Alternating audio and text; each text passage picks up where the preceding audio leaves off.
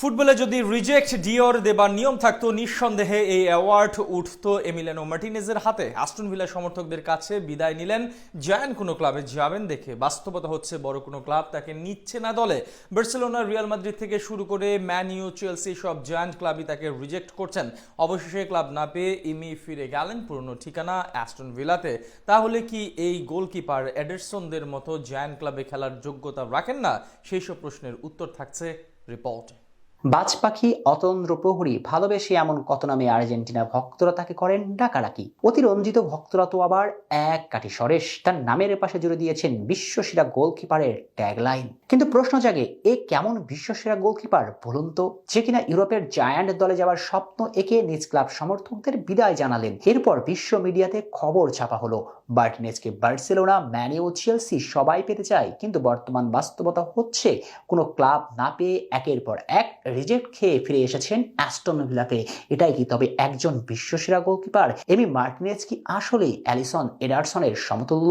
প্রশ্ন তো থেকেই যায়। সর্বশেষ মৌসুমে অ্যাস্টন ভিলা 40 বছরের অপেক্ষার অবসান ঘটিয়ে এসেছিলেন চ্যাম্পিয়ন্স লিগের মঞ্চে। প্রত্যাবর্তনের গল্পটাও অবশ্য বেশ সুখকরই বটে। জায়গা করে নিয়েছিলেন চ্যাম্পিয়ন্স লিগের শেষ আটে, যার নৈপুণ্য অবশ্য ছিল আর্জেন্টাইন গোলরক্ষক। কিন্তু কোয়ার্টার ফাইনালে ভিলা সমর্থকদের স্বপ্নভঙ্গের কাণ্ডারিয়ে বনে যান এই আর্জেন্টাইন। শেষ আটে পিএসজির বিপক্ষে দুই লেগেই তার শীর্ষলোক ভুলের মাসুল দিতে হয় অ্যাস্টন ভিলাকে। তাতেই বেজায় ছুটে যান ভিলার সমর্থকরা, বলেন ক্লাব থেকে বিদায় নিতে। এরপর মার্টিনেজ সিদ্ধান্ত নেন তিনি আর থাকবেন না ভিলাতে। ঘরের মাঠে শেষ ম্যাচে ভিলার সমর্থকদের কাছে আবেগঘন বিদায়ও নেন। এরপর শুরু হয় নতুন ড্রামা।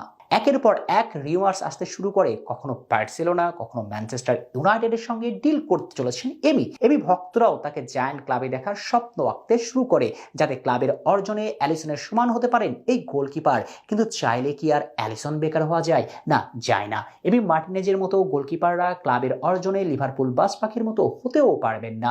সেটাই যেন সরাসরি জানিয়ে দেন চেলসি। তাকে রিজেক্ট করেন। এরপর রুবেন আমোরিমের ম্যানচেস্টার ইউনাইটেডও তাকে বাতিলের খাতায় ফেলে দিয়েছেন। অবশ্য রেড ডেভিলদের তাকে রিজেক্ট করার সবচেয়ে বড় কারণটা ছিল 2021 সালে প্রিমিয়ার লিগের ম্যাচে ওল্ড ট্রাফোর্ডে রেড ডেভিল সমর্থকদের সঙ্গে অযাচিত কর্মকাণ্ডে জড়িয়েছিলেন এমি। তাই ম্যান ইউ ভক্তরা কোনোভাবেই চায় না এই গোলকিপারকে ওল্ড ট্রাফোর্ডে আসুক। কাতালান ক্লাব বার্সেলোনা অবশ্য সরাসরি রিজেক্ট না করলেও পোল্যান্ড গোলকিপার সেজনির সঙ্গে চুক্তির মেয়াদ বাড়িয়ে নেবার পরে স্পষ্ট হয়ে যায় মার্টিনেজ কাতালানদের পরিকল্পনাতেই নেই। অর্থাৎ সব ক্লাব থেকে একে একে রিজেক্ট খেয়ে অবশেষে মার্টিনেজ ফিরে আসলেন অ্যাস্টন ভিলার ডেরাতে।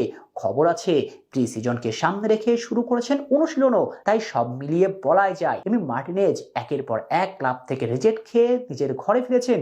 অবশ্যই এই আর্জেন্টাইন গোলরক্ষকের নিজেকে প্রমাণের আর কিছু বাকি নেই। দেশের জার্সিতে নিঃসন্দেহে তিনি ফুটবলের অমর কিংবদন্তি গোলকিপারদের পাশেই বসে থাকবেন। শেখ শ্রাবণ অনিক, সিটি নিউজ।